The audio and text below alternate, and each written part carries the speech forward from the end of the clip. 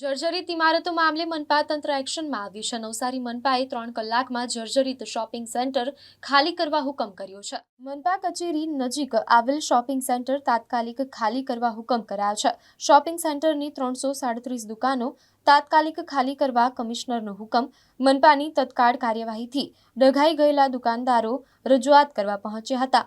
દુકાનદારોએ deputy કમિશનરને રજૂઆત કરી મનપા નિર્ણય ઉપર મક્કમ હોવાની છેલ્લી વિગતો સામે આવી છે। હવે નગરપાલિકાને અમને એવો આદેશ આપવામાં આવેલો હતો જ્યારે દેવ સાહેબ ચૌધરી સાથે અમારી વાત થયેલી હતી તો કે ભાઈ તમને અમે નોટિસ આપેલી છે। 2 નોટિસના જવાબમાં અમે એમને મળવા માટે આવેલા અને ત્યાર પછી એમણે કીધેલું હતું કે દિવાળીના લાભ પાંચમ પર અમે શોપિંગ સેન્ટરનું રિનોવેશન કરશું અને ત્યાર પછી આજે અચાનક જ માર્કેટોની અંદર માણસો આવીને અમારી દુકાનો સીલ કરવા માટે આવી ગયેલા હતા અને સીલ પણ મારી દીધેલી છે। એને લઈને અમે શોપિંગ સેન્ટર દ્વારા આજે મહાનગરપાલિકા પર પહોંચી ગયેલા છે અને દેવ સાહેબ અહીંયા નથી પણ અમે એમના સ્ટર્ન સાહેબ વાસાણીભાઈને અમે રજૂઆત કરેલી છે।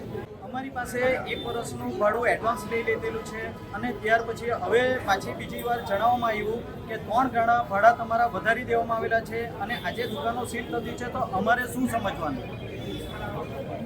શું માંગ છે તમારી? અમારી ડિમાન્ડ એ જ હોય છે કે વેપારી વર્ગો ભાઈ લોકોને યોગ્ય ટાઈમ અને વ્યવસ્થિત પ્રમાણેની કોઈ જગ્યાનો વિકલ્પ આપવામાં આવે છે અને જવાબ મળે વ્યવસ્થિત, એ અમારો વિકલ્પો છે। આજ રોજ મહાનગરપાલિકાની એસ્ટેટ ટીમ અને ફાયર ટીમ દ્વારા કોર્પોરેશન વિસ્તારમાં જે જર્જરિત શોપિંગ કોમ્પ્લેક્સ છે, જે ઘણા સમયથી આ જર્જરિત સંબંધી નોટિસ પણ શોપિંગ કોમ્પ્લેક્સને આપવામાં આવી હતી, એના ભાગરૂપે અતિ જર્જરિત ભાગ છે તે એની દુકાનોને બંધ કરાવવાની અને સીલ કરવાની કાર્યવાહી ટીમ દ્વારા કરવામાં આવેલી, જે બાબતે શોપિંગના વેપારીઓ દ્વારા રજૂઆત કરવામાં આવી।